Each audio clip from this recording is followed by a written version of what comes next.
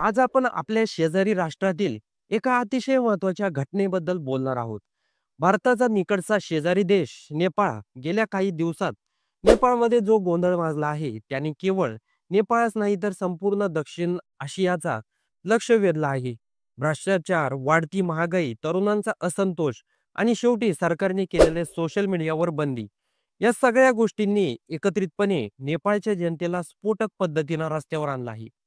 या आंदोलनाचं रूप इतकं भीषण झालं की गृहमंत्री, आरोग्यमंत्री यांनी राजीनामे दिले आणि अखेर नेपाळचे पंतप्रधान के. पी. शर्मा ओली यांनीही पायउतार व्हावं लागलं.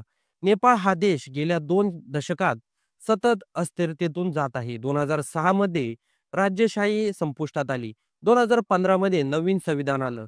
पण जातीय असंतोष, प्रादेशिक तणाव, भ्रष्टाचार, सततचं सत्ताकरण आणि हे प्रश्न कायम राहिले. तरुणांना शिक्षण मिळालं, पण रोजगार मिळाला नाही.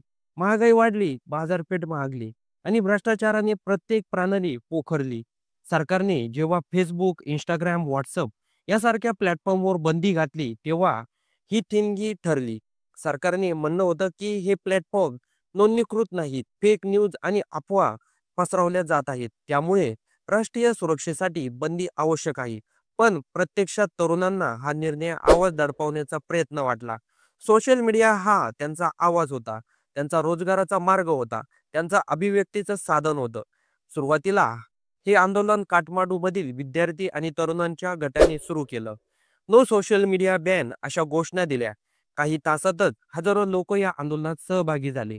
आंदोलन शांततेने सुरू झालं, पण नंतर पोलिसांनी लाठीचार्ज केला. पोलिसांच्या दडपशाहीमुळे संतप्त अधिक वाढला. अश्रुधूर, गोळीबार आणि लाठीचार्ज यासारखे आंदोलक आक्रमक झाले. संसद भवनावर हल्ला झाला. अनेक ठिकाणी सरकारी इमारतींना आग लावण्यात आली. मंत्र्यांच्या घरावर हल्ले झाले. परिणामी 20 आंदोलकांचा मृत्यू देखील झाला.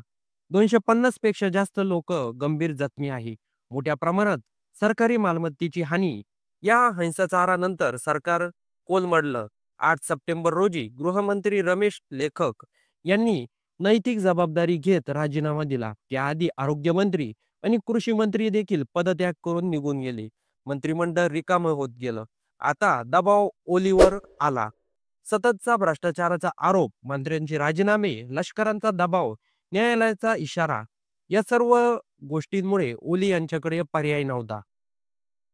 9 सप्टेंबर 2025 रोजी ओली यांनी पंतप्रधान पदाचा राजीनामा दिला.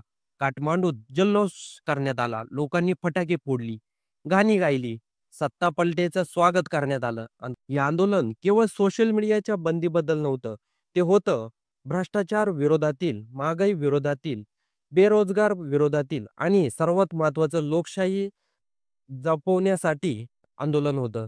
जनतेने स्पष्ट सांगितलं, नेपाळला हुकुमशाही नको, आम्हाला पारदर्शक लोकशाही सरकार हवं आहे. भारत नेपाळमधील घडामोडीवर बारकाईनं लक्ष ठेवून आहे. सीमेवर सुरक्षा व्यवस्था कडक केली आहे. ओलींच्या काळात चीन झुकाऊ होतं. ओली गेले म्हणजे चीनच्या हितावर प्रश्नचिन्ह आला आहे. या आंदोलनाला दुसरी लोकशाही क्रांती म्हटलं जात आहे. आंतरराष्ट्रीय माध्यम याला स्वातंत्र्याशी लढ्याशी जोडत आहेत. के. पी. शर्मा यांच्या राजीनाम्यानंतर आता नेपाळमधील जनतेने जल्लोष केला आहे. लवकरच नव्या पंतप्रधानांची निवड केली जाणार आहे. तर नेपाळच्या संपूर्ण घडामोडीबद्दल आणि तिथल्या मंत्री, पंतप्रधान यांच्याबद्दल तुमचं काही मत असेल तर कमेंट बॉक्समध्ये नक्की नोंदवा आणि जाता जाता चॅनलवर नवीन असाल तर सर्वात आधी चॅनलला सबस्क्राईब नक्की करून जा.